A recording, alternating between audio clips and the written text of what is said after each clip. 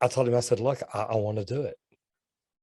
And he just kept saying no. I said, look, if I don't pass it the first time, I will pay to take it again every time until I do pass it.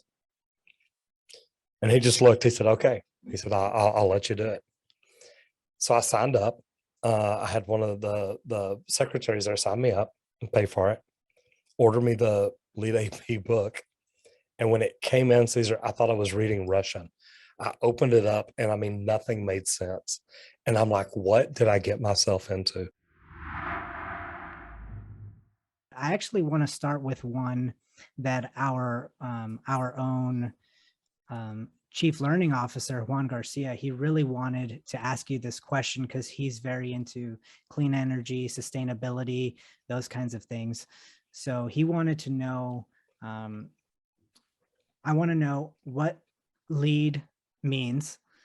Why is that your title? Why did you do it? And he obviously knows, but he really wants to get into like what made you do that. I love it. At the time, I was a quality control manager for one of the largest mechanical contractors in town. And we were building a phase two for a big financial institution. And they were going for LEED Platinum. They were going for the high end LEED certification.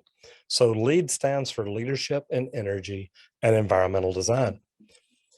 The bad thing is it's an exam for architects and engineers to build a greener building.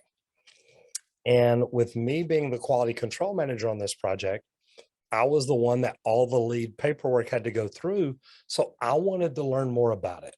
I wanted to figure out what it was, how to do it better. I went to one of the vice presidents of the company and said, look, I want to become a LEED AP. And he just looked at me. He said, no, you don't. I said, no, really, I do. And he says, Roger, look, that is one of the most impossible exams to take. It's difficult because you don't just have to know about plumbing. You've got to know about glazing, about HVAC, about roof, about solar reflectance, about the direction the building should face, the path of the sun, a green belt, how far it is from public transportation, churches, stores. I mean, the list goes on and on. And I told him, I said, look, I want to do it. And he just kept saying no. I said, look, if I don't pass it the first time, I will pay to take it again every time until I do pass it. And he just looked, he said, okay. He said, I'll let you do it. So I signed up. I had one of the secretaries there sign me up and pay for it, order me the LEED AP book. And when it came in, Caesar, I thought I was reading Russian. I opened it up and I mean, nothing made sense. And I'm like, what did I get myself into? So you have, I think I don't remember if there's how many times you can postpone it, but I postponed my exam date because once you sign up, you schedule your date. I postponed my date and it let you pick your date. And I did it the Tuesday after Memorial Day. I took off Thursday and Friday. So literally after work Wednesday, I went home, studied Thursday, Friday, Saturday, Sunday, Monday, 5 days in a row. And man, on all the sample tests I had, I was making 75 and 80, maybe an 85 every now and then. I'm like, look, I've only got to make a 70 to pass. I'm good. Right before I get ready to go to bed, I find one test online said, this is like the LEED exam. And I'm like, okay, I'm going to take one more. So I go through it and I make a 40. And I am sick at my stomach. I want to throw up. I can't reschedule now. So this was about 9 or 10 at night. I print up the test, mark everything I got wrong, marked why I marked the wrong answer, then looked everything up, figured out what the right answer was, figured out why it was the right answer, studied through it one more time, went to sleep, slept for about 2 hours, woke up, did it again, went and ate breakfast.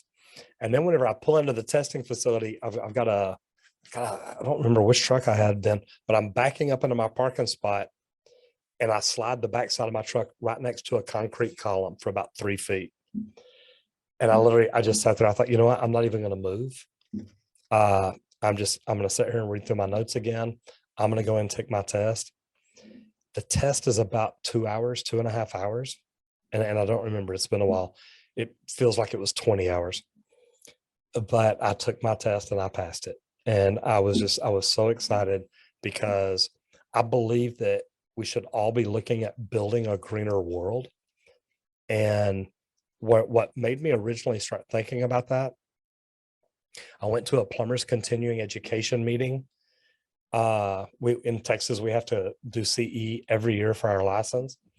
And I walked in and I was there early, and the provider was talking, he was talking to some guys down front. And he said, I want y'all to know you will not have access to water in the future like we do today. He said, our children and our grandchildren, it's going to be different for them. And I'm like, wow. Well, I've got two granddaughters, and the last thing I want is them to not have access to water. So I thought, what can I do as a plumber to try to make the world a better place? And that's why I became a lead AP. Amazing. And Juan was really excited to have you on because that was the first thing that popped up to him when I told him you were coming on, and he got super excited because there's not many plumbers with that title. I don't know of any. And I'll tell you what, Yeah. after taking the test, I know why. It's Yeah. it's a hard thing to do. It really is.